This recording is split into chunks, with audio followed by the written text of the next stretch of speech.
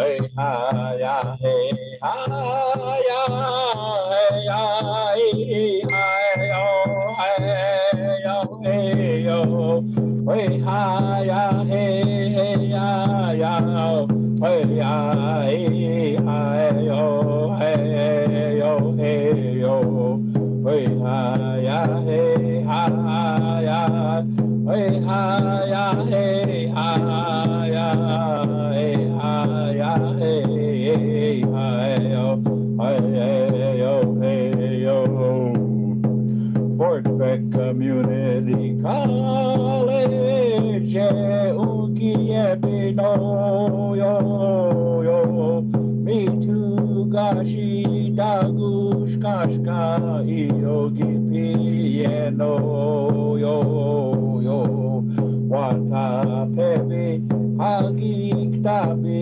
ichachi ya bino hey yo hey yo hey ha ya hey ha ya hey ya hey ha yo hey yo hey yo hey ha ya hey ya yo hey ha hey ha yo hey yo hey yo hey ha ya hey ha hey ha ya hey ha ya hey ha ya hey ha yo hey yo hey yo Fort Beck Community College Ukiepino yo yo me too gashi dagush kashka yogi piano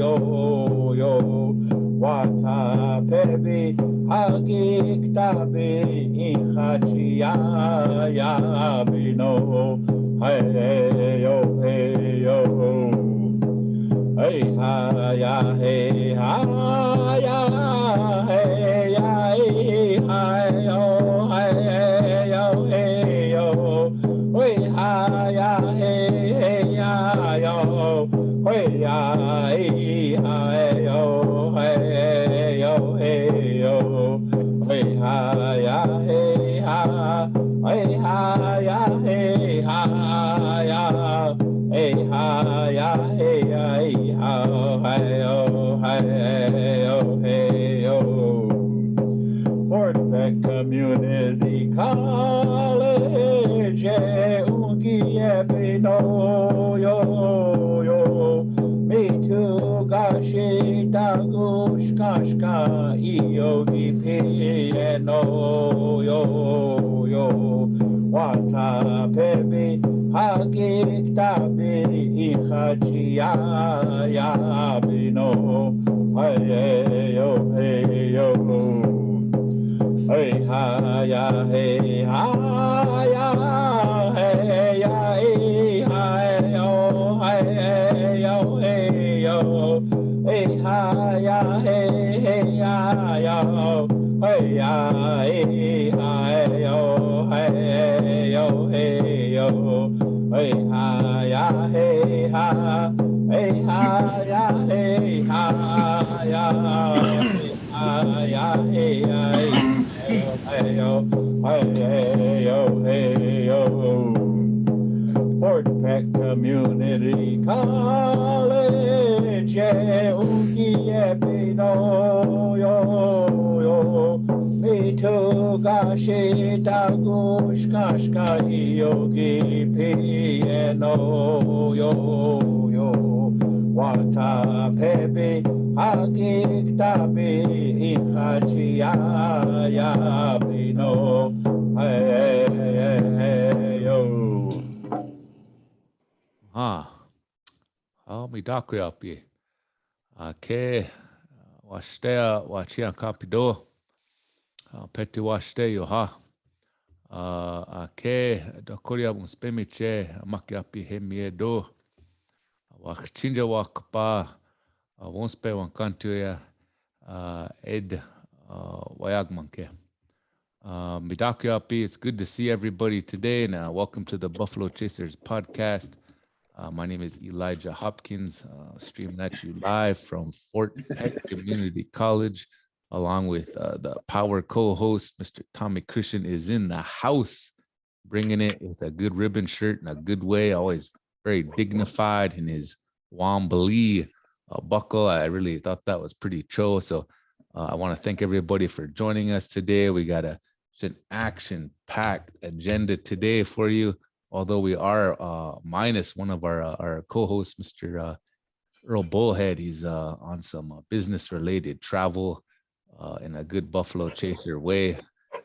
I want to welcome you to join us for this entire hour of holistic wellness, good health, mental health discussions, and our elders. They are very gracious to share some of their thoughts and philosophies with us to kind of help us put us in a good place mentally, so we can hopefully have a good experience, maybe learn a few things.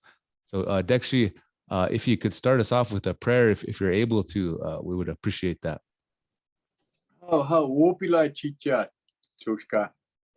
Mitaki epidaya ipi ushia ke ekchewi chashamia loma ke wachekia ambetukilena. Atukashila na wakantanka tatewi atoba unchi makana makaina. Na kumitaki epi wanagi makwe akta hochoka ekta hiopo ni chope ushia ke Taki agichita oyate kizuya ekta wichasha bile wiapile. Kixiapo mitaki epi winuchalapi wichachalapi wakanjapi hupsilapi winchinchalapi. Koshkapi wikoshkapi wichozani unkupi okiawo. Atukashila na wakantanka. Kixiapo mitaki epi unchi makao mani wayazapi okiawo ushi wichalapo.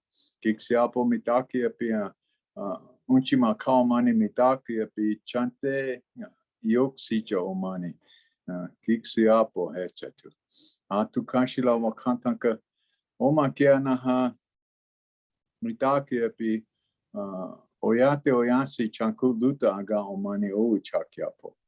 And again, as we come to you on this day, we're grateful and thankful, and we humble ourselves to all that is to help us understand the importance of our purpose and our dedication. So we come in a good way to offer such things as our words in a very spirit-filled manner, so that we can understand the importance of our connection that we choose to maintain with our spirit world as we continue to prepare ourselves for this opportunity to make that transition someday and be ready for that, and so that our journey, our spiritual journey, will be short. And so we continue to ask that in a good way.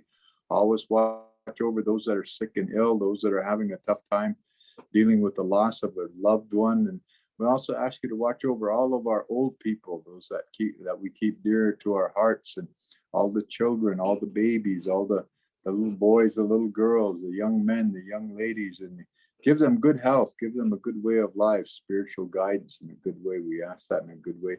But also, we always try to understand the importance of remembering in a good way those that protect this freedom that we exercise so willingly, without understanding the importance of keeping in mind in a good spiritual way those that put themselves in harm's way for our sake. We ask that you watch over all the warriors, the men and women that do these things on a daily basis, and when they return, that they can bring back these stories of survival that will continue to help us understand the humbleness that it takes to continue to walk this red road. So with that, we ask that you always be mindful of those that are continuing to understand the importance of what it is that we do, how we do it, when we do it, and who we do it, and with it. And in that, we can associate ourselves with good people that kind of understand the importance of Ikchewi Chashapi. So we ask that of you on this day, and we ask you for a good meeting today, a good shared discussion with respect and honor to maintain that dignity, so that we can help people understand the importance of sustaining the integrity of who we are as a people. Oh, mitake owasi, wamakashka owasi. Oh, Pidama, beautiful prayer. I want to thank you for doing that for us.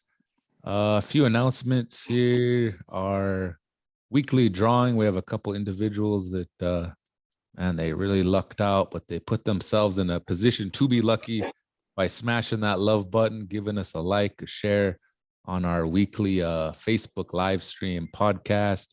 So there's a couple individuals we want to recognize. And one of them for a Kindle Fire tablet is none other than Diane Goodwill McKay.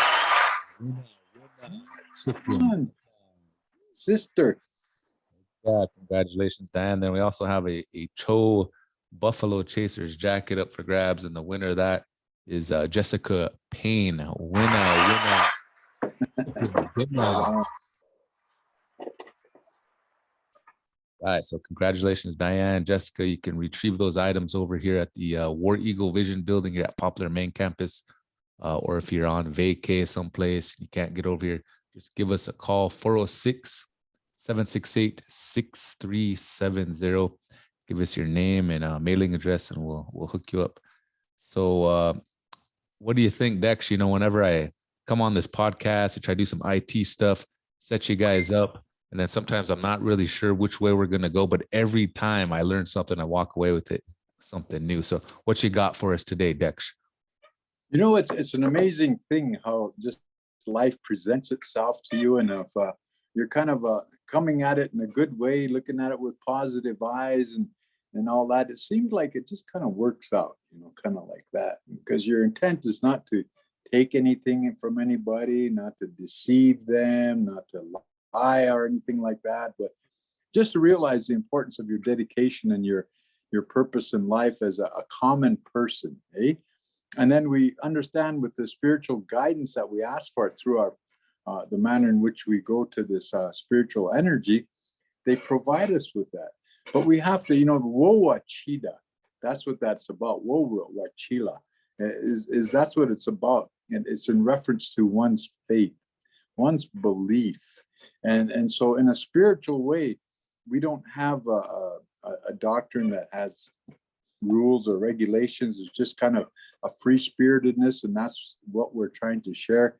But at the same time, understand that diversity isn't representative of anything that's wrong. It's just different, and that's what we're trying to share here on this this podcast for the sake of our mental health. And again, we can't say that enough, because again, we come through a very trying time, and I think those of us that are involved here with the students at the Fort Peck Community College, I think our students did a pretty darn good job of carrying themselves through a very tough time. And of course, we got to understand the importance of the support that the Fort Peck Community College wanted to provide for those young people, not only just financially, but also structured in utilizing the IT perspective with these virtual connections that we're making, because, you know, as human beings, we need to do that.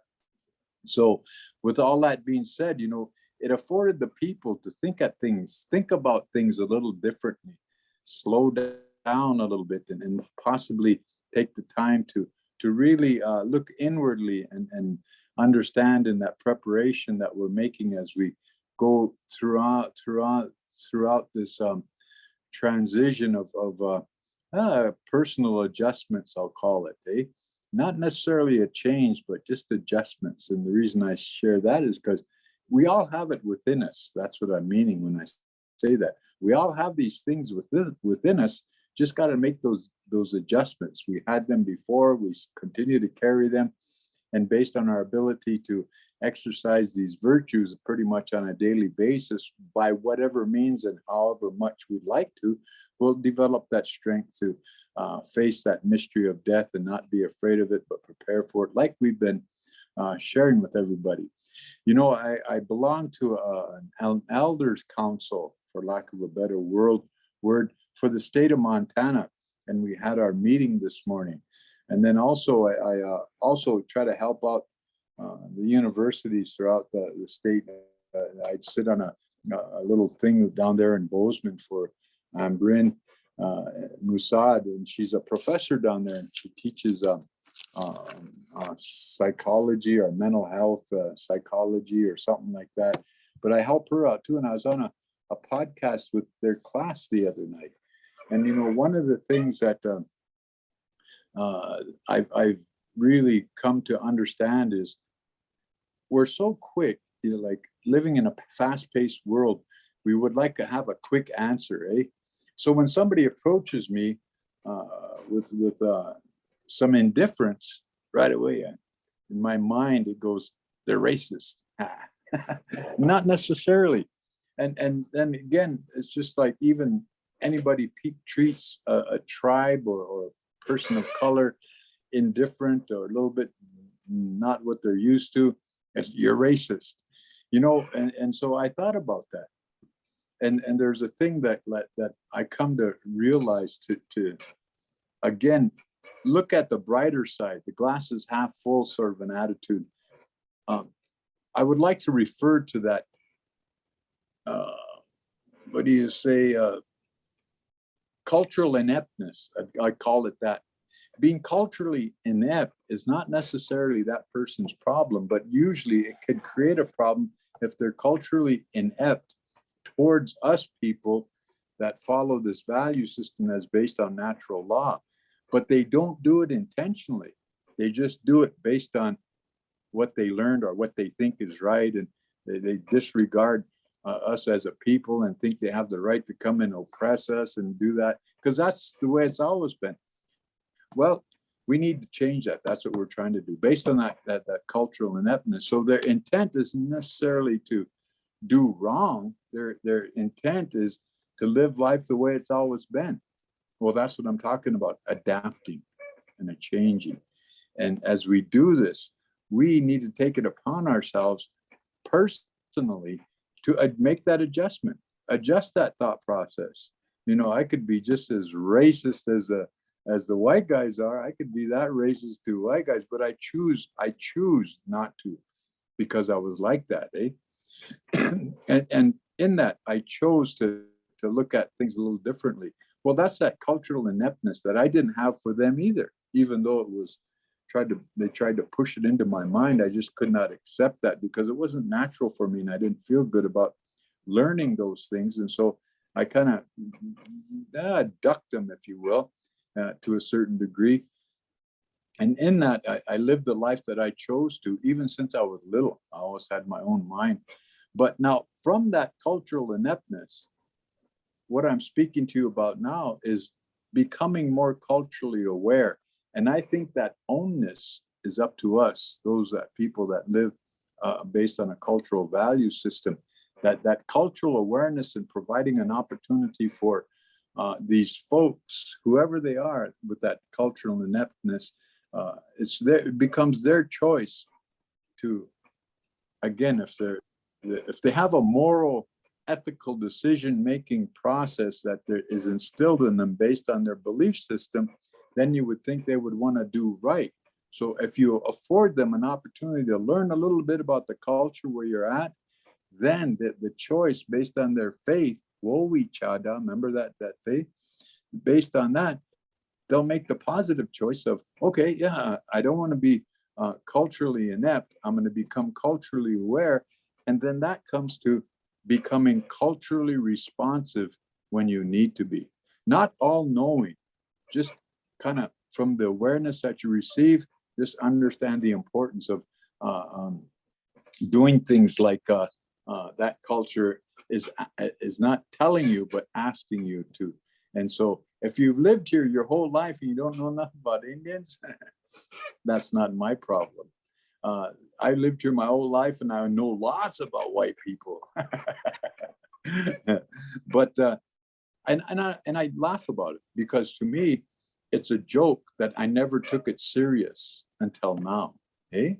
It's a joke to me that I made things so complicated based on my personal agendas, if you will, or even my political agendas.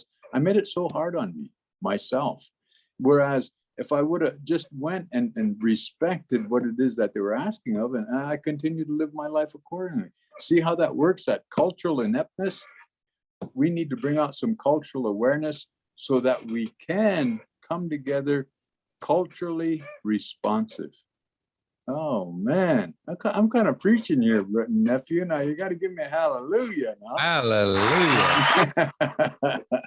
But you know, one of the things that we need to do is, and this is what we talk about. We're trying to share this information in a manner in which it's practical from a personal perspective. Instead of looking this way and blaming, look inwardly and accept that responsibility of being a human being. Okay? You see what I'm saying? And so these virtues that we exercise will definitely open our minds to help us to address some of these things and identify when somebody's coming trying to manipulate that value system for their own personal agenda, or if they're coming to try to exploit this natural process based on a political agenda. You see how that is? And so the onus just isn't on the individual that's bringing it, but it's also falls on us too, eh? You ever hear that statement, fool me once, shame on you, fool me twice, shame on me? That's basically what I'm saying. Well, that applies as well in this cultural orientation of how that fits in with our life. Like I said, I made it so hard on myself because I chose not to learn about the white people totally, eh? And it bothers me to call them whites. I'm used to calling them relatives. I have many relatives that are my moms, my brothers, my fathers that are non-Indian, and I've taken them into my life and my circle as those representatives of my mother. I have a few mothers that are white, a few fathers that are white, and lots of brothers and sisters that are white that I brought into my circle that I can relate to. Oh, I also have a Harry Kuyama. He's a Japanese guy, and so he's my brother too. So I got to hit them all. No, Harry, I'm teasing you. I hope you're listening. And again, as we do these things, we understand the open-mindedness that it provides us to understand, to not make it hard on ourselves. And guess what? Guess who's watching us? Our children. So then you intervene in that dysfunctional learned behavior and you start applying in an assertive way, a good way to think about things. The glass is half full, eh? In times, in really trying times, especially like through this COVID stuff, we can remain somewhat healthy and taking advantage of virtual meetings like this. And we're used to meeting face to face, but sometimes we've got to kind of make those adjustments so that we can relate with one another in a good way, communicate with one another in a good way, utilizing this IT perspective for that virtual opportunity to share. And then we realize that the impact that it has on us isn't the same as when we meet face to face.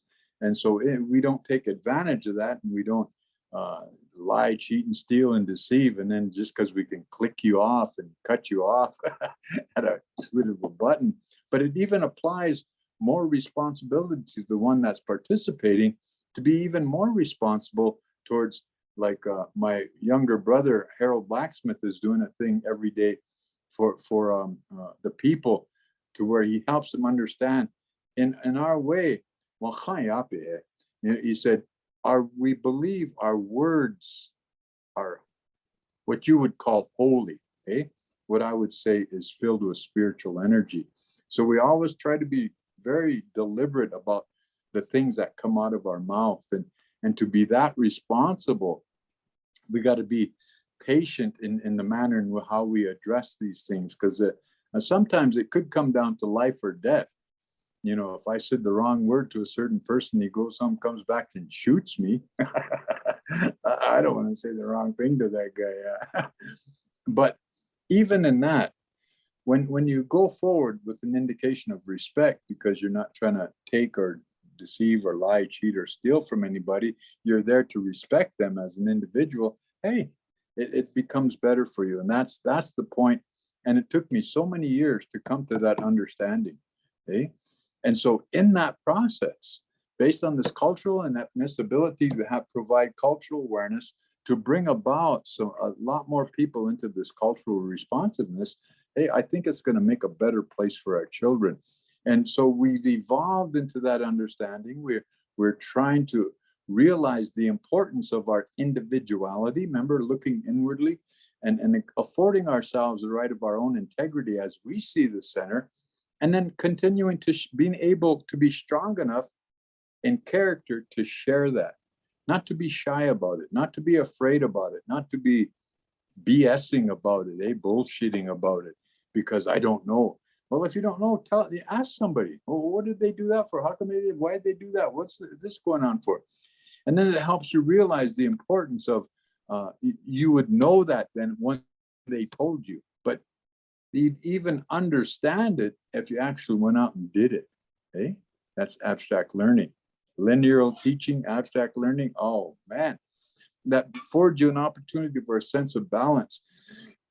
And all of this stuff that we've been sharing throughout this whole year gives you a personal opportunity to make that adjustment, not change. You know, don't confuse those two. You make that adjustment because, you know, and you'll hear this quite often from the Christian side of our people. God didn't make no mistakes, and he made me. Well, that's why I say you need to make that adjustment. And one of the things in my teachings, because remember I was a Catholic for 27 years, in my teachings, my adopted father shared with me, you got to choose one or the other. But if you choose Christianity, you be the best one that you can be. If you choose this way, you do learn as much as you can learn. And then after you do that, you share that. That's what was shared with me. He said, you're not in a circus. You can't ride two horses at once. In other words, what he was sharing with me, to apply myself towards one thing.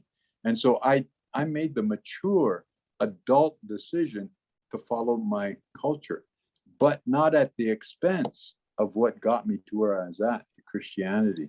So I don't talk against Christianity, but I will speak of the reality of it and all that thing. But if you're not secure and comfortable in your belief system, you'll get offended. But if you're secure and comfortable in your belief system, you can understand what it is, those that don't understand your belief, how that works, eh? And the same thing applies with the Quran or Buddhists or whatever belief system is out there, Orthodox Christians, whatever the case may be. You'll be able to better adjust, not change, adjust to that way of life. You know, like I lived in Germany for 3 years. I speak some German, eh? Sprechen Sie Deutsch? Was ist los? And kind of like that. Ich liebe dich. I love you, eh? Kind of like that. But so I speak a little bit of German. I was in Italy for a while. I speak a little bit of Italian. I was in France for a while. Yeah. Yeah. How do they say it? Oui. Do you speak French? Eh? And I say, oui, oui. Yeah. Yeah. So, but it's stuff like that. I went to Britain, but geez, I couldn't speak Britain. I couldn't understand them. I could understand more French than I could understand these Britain guys. They talk with such a harsh accent, but just as well be a foreign language. But they were speaking English, but that's a joke of mine. But the point that I'm making is, in all of these different countries, I didn't go there to take, steal, or anything like that. Although as a part of the military, I went there out of interest of what their culture was like. How do they live? What do they like? What don't they like? In Germany, if you sit at the table and you eat, it's very appropriate for you to burp, whereas in the States it's kind of an indication of disrespect. But in Germany, the lady that cooked the food is sitting there observing you and waiting for you to belch. Okay, because if you belch at the table, that's a compliment to the cook in Germany.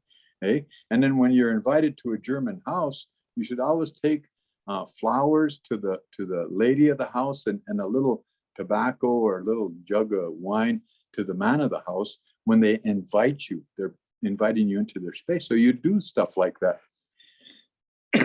And so as we do these things, that's their culture, eh? And because like in Italy, the best thing you could share with them is a bottle of wine. You know why? Because they're not all winos. It's because of their water. The little kids are drinking wine because they need that hydration. But again, it's because of they have such bad water. So a lot of them drink a lot of wine instead of water itself. So you have to understand that. So that was a part of their culture, eh? and never say, when you're in Italy, never say anything against the Pope.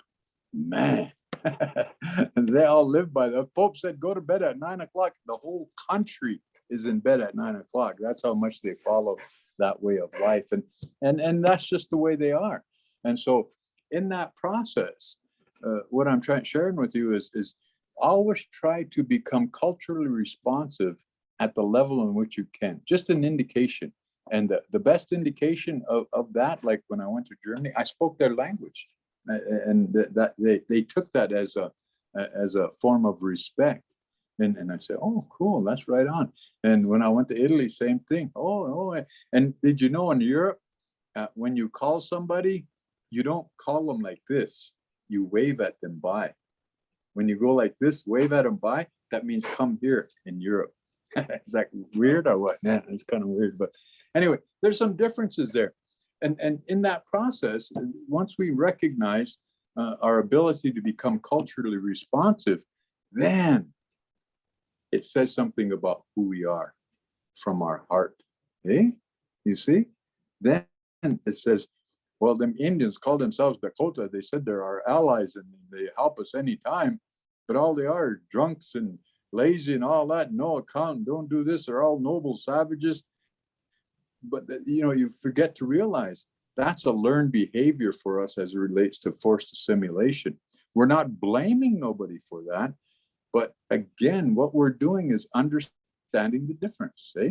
Understanding the difference that exists, that standard that is for our non-Indian relatives really doesn't always 100% apply to us. But yet we can make the adjustment to accommodate what you're asking of us so we can keep up as well. And see, these things all affect us, but there's nothing wrong with the way that we choose to live. And it's very sad about the cultural ineptness, especially when an Indian person like me that was on the leadership is called racist amongst the leaders, and it's accepted. And then everybody goes, Tommy's a racist. And I had to share with the leadership at that time. I said, I'm not racist because I golf. Went right over their head. And I made a joke of it as opposed to being offended by it because they didn't understand me as a person, nor did they want to. And they were intimidated because what I did as a leader is I helped people instead of sitting at behind this desk 8 hours a day and not being effective in the position which they elected me for. That was the difference that I thought. And I couldn't attack them back. I didn't want to attack them back because I don't argue with Indians. But I wanted them to understand that the form of leadership that I was practicing was totally different from theirs. But they wanted accountability, I guess, for whatever reason, for an elected official. And so, but I didn't say nothing like that. And I didn't have to lie. I didn't have to deceive. I didn't have to be political in that regard. Because again, so I was just a common man. And so in that, and the reason I'm sharing this is with you so that you can see we still live like that. I one of my nephews just attacked me face to face. And I said, nephew, it's political, let it go. And he wouldn't, he was just right in my face. And so I laughed at him and he took it serious and went all out in the community saying this, that, and the other. But in that process, they didn't recognize the manner in which I led. Instead, they were pursuing Tommy Christian's a lazy, no account, doesn't want to work and stealing money from us and all. Never did that. I come in with nothing, I left with nothing.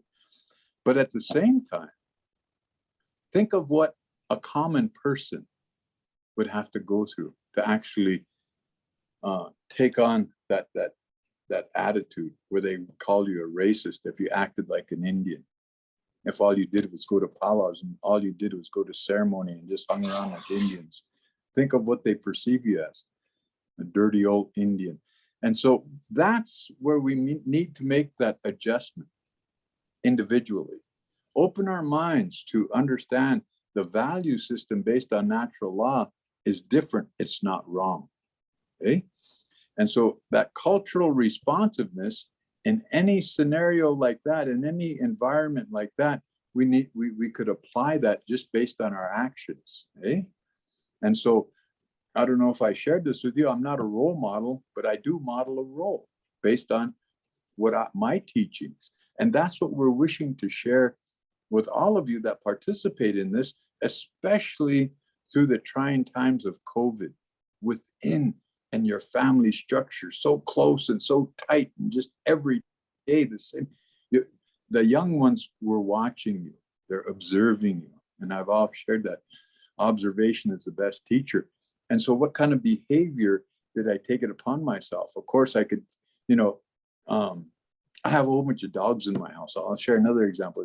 I have a whole bunch of dogs in my house, and they're always barking and fighting and stuff like that. And my son kind of gets annoyed sometimes, and he says, "Dad, why don't you tell them to shut up?" I said, "Well, they're just being dogs. That's what dogs do. They bark and they fight amongst themselves and they bark at everything. And that's what I expect them to do. Why should I tell them to shut up when that's their job? That's what they do. They're just acting like dogs are supposed to act." And so that tells me they're healthy, they're well fed, they're watered. And when they want something, they'll come and tell me. And look at the point that I'm making. And that's the same way I brought up my children. The point that I'm making is we get mad at our children for being children. Because guess what? The children aren't annoyed. Guess who's annoyed? I am. And so in that adjustment, if we disciplined ourselves to accept our children in the manner in which they were intended to, they're going to get bumps and bruises, and they're going to get in the toilet, and they're going to throw stuff around. That's what kids do. And why would we get mad at them and hit them and spank them and try to tell them behave when we should be understanding and helping them understand, hey, don't do that, don't do that. But if you're going to continue to do it, that's not my problem. The consequence is there should be no consequence. You know, I try to help a lot of people or support a lot of people in pursuit of healthy lifestyles.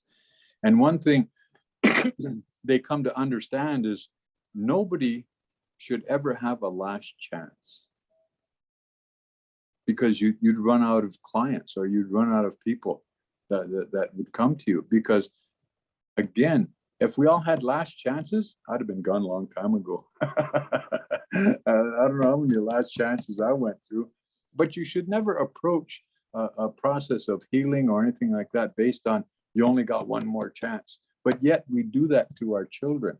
Think about that.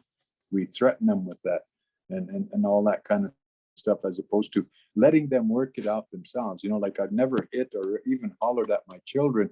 And what that resulted in was they're good at conflict resolution now that they're older. Okay. And so they've taken that responsibility in understanding these things. And again, but that was them, and no comparison of any kids from one to the other. And I'm not saying, and I'm not trying to convince you not to hit your kids or not discipline them. It's just that based on the observation on how you behave, they take that on. You see? And so you can educate or discipline based on just their ability to be observant. Think about that. Eh? And then when we let the dogs be the dogs, guess what? They're not going to bark all night, but they will bark, because that's what dogs do. But at the same time, you know, you're letting them be who and what they are spiritually. So you can understand the difference that exists there. So as we continue to walk this red road of understanding, that's what we say. Chanku Luta Aga Omani. You're walking on that red road, eh? And in that, our First Nations people, our Indigenous people, they take that very seriously, eh? And as we come to understand our own cultural inept ways, as it relates to searching out some cultural awareness, this is what we're trying to convey, so that we can all together become culturally responsive in times of hardship, in times of need.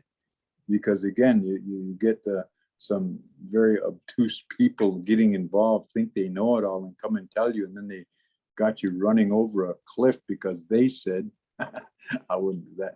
So in that process here at the community college, we always try to promote critical thinking as well. Eh? That's one of the prime things that we do here, is we help the students understand the importance of becoming a critical thinker.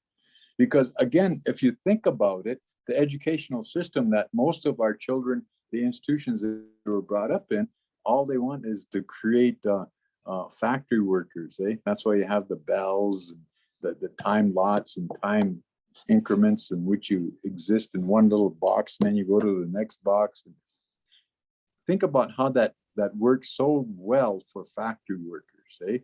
Doesn't afford you an opportunity to be who and what you are. But then you go back and you research where most of this education was coming from. It evolved at the time of the Industrial Revolution. And so as industry was coming forward, they needed to create workers, and under this lordship tenant attitude, they felt they had the right to put these kids in school and make them do this, do that. What do we want to make them do? We want to make them follow direction. We want to make them follow this, follow that, and not necessarily instill in them that opportunity to be a critical thinker. So think about that. And again, I'm not telling you this, I'm sharing this with you as you continue to do these things. I'm a big promoter of education. That's one of the things I do. And again, as we do these things, we need to understand how we can continue to support those that are involved in these things and help them make adjustments. One of my philosophical approaches to that is I think children should go to school all year round. And in that, because I think that takes, when you give them a break for summer break, I think that takes away so much of their momentum. And then after the first 2 weeks of summer break, they want to go back to school anyway. And because they want to be with their buddies, their friends. And so I think it's up to the educational institutions to really develop something that's land-based and taking them out into outings and stuff like that, because the weather affords them to do that. And put the kids outside if that's where they want to be, instead of locking them up in these little boxes and having them change class by bells and whatnot, live by bells, go eat by bells. You see, that's the thing that I'm saying. But yet I'm not going to impose that on anybody, because those are my thoughts. And so as we do these things, just think how much less the kids would have to go to school. Man, we'd have them graduating at 13 and 14 years old, and then pursuing post-high school education, going to college at 14 and 15, and then graduating from college at 21 years old, and then becoming self-sufficient at 21 and 22. And in that process, that's what I'm saying. I think it's a detriment to break that momentum of education for the student. That's my personal opinion.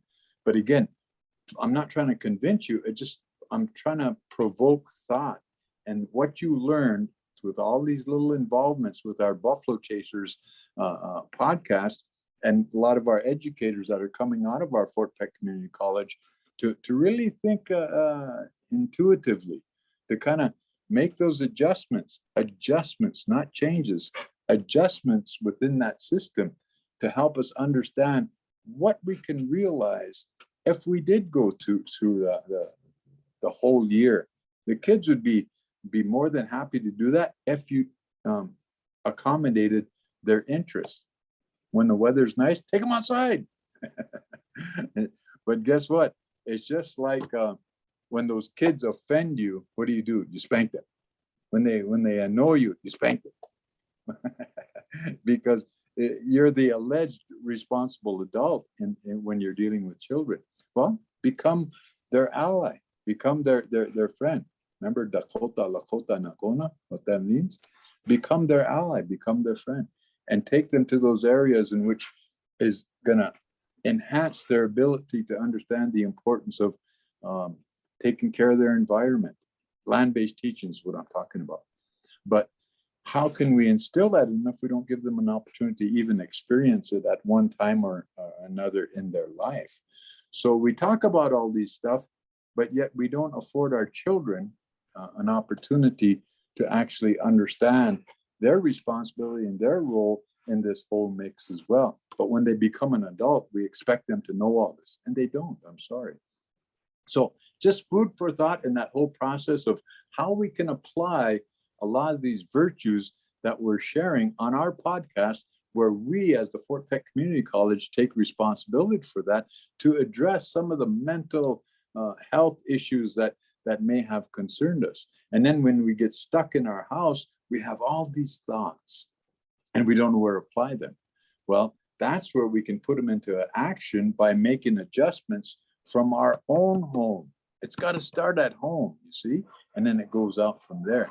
We can all piss and moan and complain as much as we want, but until you can actually change that and make those adjustments within yourself, I guess that's the easiest way to address them. I get Facebook, I get that keyboard courage all the time and say this and say that, but this is the next step to getting away from that keyboard courage and really taking responsibility for what I'm saying.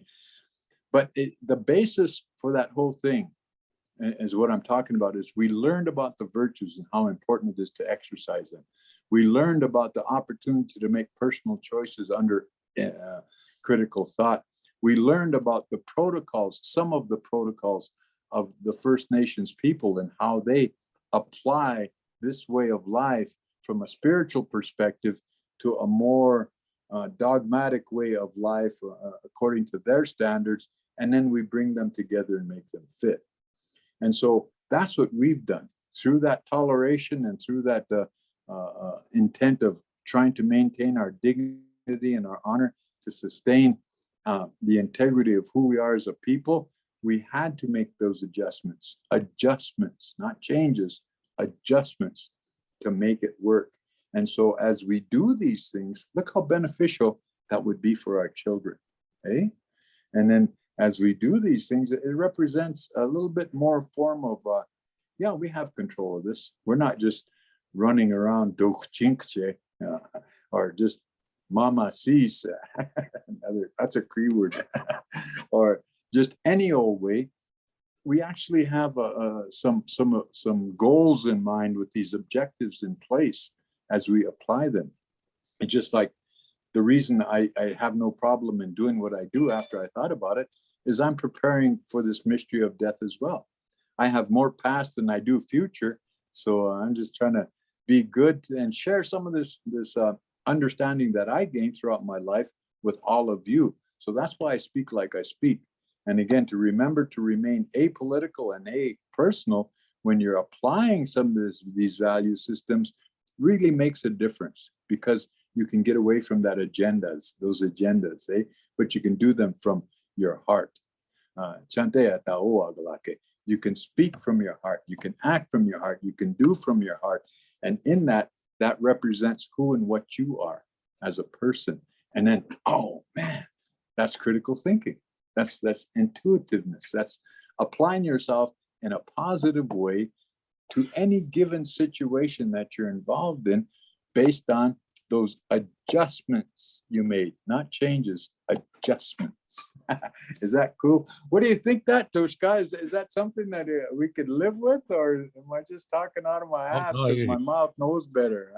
No, you share a lot of good things. You summarize a lot of these different topics we talked about over the past year or so, and when we first had this vision for our podcast, and we've covered a lot of different content. And so I'm always as the VP of Student Services, I'm always like looking at different ways to resources for students, you know, and their tool bag to be successful at the college. And we all know that their home life impacts their schools and potentially decisions they want to make. And so that's how we view this podcast. And the past few weeks been really trying to cram for some other funding, because in order to continue to provide resources, we have to, you know, integrate and with different grants, like whether it's CDC, Department of Ed. And so there's opportunities out there.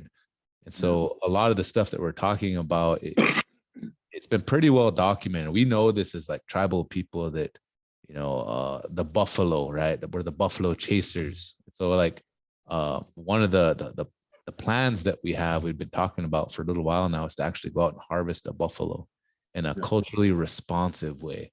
Not just going out there with a Budweiser and slamming the brakes, letting her, just giving her with our 300, Win Mag, but to start the whole process from beginning to end the best way that we can. to harvest that animal in a respectful way. So I'm really looking forward to that. But there's some things that we're getting in place, and so I want to encourage students that some things are on the horizon. And sometimes if you don't quite have those connections here at the college, if you're a student, we're going to try and connect you with those things. Oh. There's these terms that we'll hear, like academic terms, like intergenerational transmission of knowledge, right? But in Indian, that's like an elder relationship with everybody else. You're just sharing. And so that's what Tommy and Earl do a lot. So I think that's important.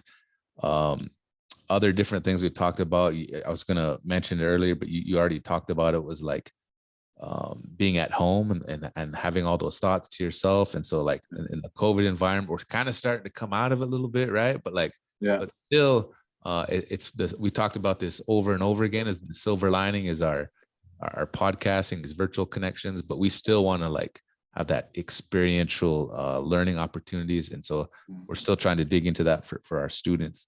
But really change, like the past couple of days, I've dealt with a lot of issues that our students are having still. You know, we can still provide resources, financial things, you can have food, but sometimes it's like those other balance, getting out of balance with whatever it is. You know, there could be health problems, trauma in your family. You know, here on the res, with one of the highest like mortality rates anywhere in the country. You know, so a lot of these things they're stressful on us, man. And so like, unless you have a good support system, so like we want to make sure and hook you up with like someone like Dexy Tommy. He's available down at the War Eagle Vision Building. He's always podcasting. He's always really embracing that virtual side, man. But he's a human being too, man. If you go down there and just kind of knock on his door and go in there, man, he'll half an hour later you'll come out, but you'll come out eventually because he likes to visit. He really likes to Woknug. And so I'd encourage our students to do that. And then you know, he's introduced me to several individuals just from that connection. So definitely a good resource.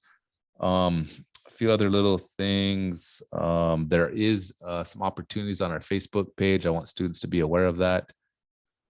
Some internship opportunities, depending upon what your flavor is, what your passions are. But I definitely be on the lookout, check your student emails. And with that, that's pretty much all I got. Actually, I think next week we'll have Earl here, and I know we talked about going over to Standing Rock and visiting him a little bit, hopefully before the end of the semester. But I just don't want to lose momentum on some of our programs. There's a lot of different things we juggle here at the college, but I'm excited. We got a lot in front of us here. So I know you say there's not much future in front of you, but that we got to extend that future out a ways, man. But next week, you know, I'm on leave Thursday and Friday. Oh no! So Earl is gonna be here. So Earl is gonna have to just carry us to the future. Okay. You'll take the lead. You'll take the reins. Watch that.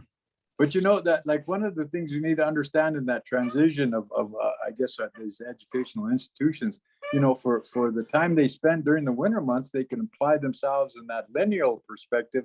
But in the summer months, take advantage of that weather, the outside stuff, get the kids out there, and then you can get kind of more into that abstract learning process, and then that achieves that sense of balance, that we have. So it's not so far-fetched. It's not something that is so far away that we can't do it. It's just a matter of decisions and choices in this. So if you know somebody, hey, put a bug in their ear and let them understand the importance of that. Because I think our kids, they spend a little bit, not enough time in that learning process, because again, understanding that that's what they're there for, to learn, and that their minds are just soaked up. And when we give them an opportunity to become dormant, sometimes they do. Then they don't want to come back. But if you keep them going, keep them motivated, keep that momentum rocking through the educational process, going to school throughout the year, it's going to, maybe you'll get some graduating from high school at 12 years old, you know, and then going into college. But, you know, people need to understand the human factors in that as well. I'm not, like I said, I'm not talking out of my own zeh because my mouth knows better. You need to understand that how this applies. You know, when do the girls mature, so to speak, And you got to understand mentally that also applies. Their brains, And are we affording them every opportunity to stay in that momentum of their life stages as they continue to go on? And as they do that, where do you change that koshkapi to richa? And then where does that change take place? And so we have to really consider some of that naturalness of the growth of our children, because sometimes I think we're holding them back. And then when they're 18, they start smelling their piss and realizing they think they know everything and they got everything. And instead of sending them on a hill, we're sending them, kicking them out of our house. And we shouldn't be like that. And you see what I'm saying? So again, when they're 18, they would already make their own personal choice to be out of their house, to where they can go to college and apply that, graduate from college when they're 20, and then go and pursue their own careers. So you got to be understanding of my process or my thought process in that regard. It's not like I don't know what I'm doing or I'm just trying to do. No. It's just food for thought. Plant that seed and see what people think of it. It may apply, it may not apply. Because the reason I say that, because under that Industrial Revolution, when that all applied, they only considered the summer months as letting the kids go back to the farm and help their parents harvest. Think about that. That's what the break in the summer was about. But then people don't know that. So why is there even a break when the kids at that point, the learning opportunities they have should really continue, and we should accommodate them. So not look after us, but accommodate them. Because if how many students are there and how many adults are there, if they had a fight, who would win? There's more of them than us. But anyway, that's another thing. But no, that's all I had, nephew. I'm sure glad that somebody was listening, and hopefully we can continue this discussion as we apply in a practical sense, from a personal perspective, a lot of these virtues, a lot of these values that we've learned, dealing with our cultural ineptness by becoming more culturally aware, so that we can maintain some sense of cultural responsiveness. Oh, man.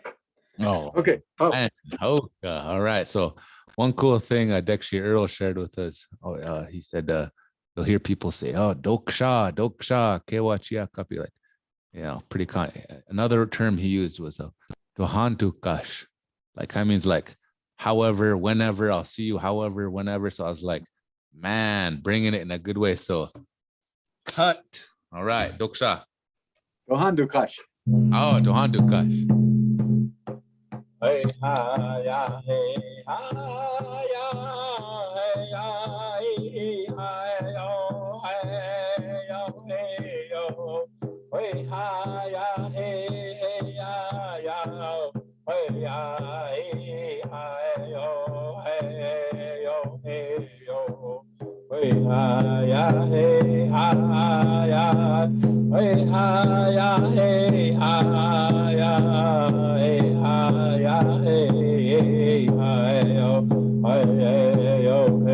yo. Fort Beck Community College, Ukiyepino, yo, me too, gashi, dagush, kashka, yogi, piano, yo, wata, pepe, agi, ktabi, ichachi, ya, bino, hey, yo, hey, yo. Hey ha ya, hey ha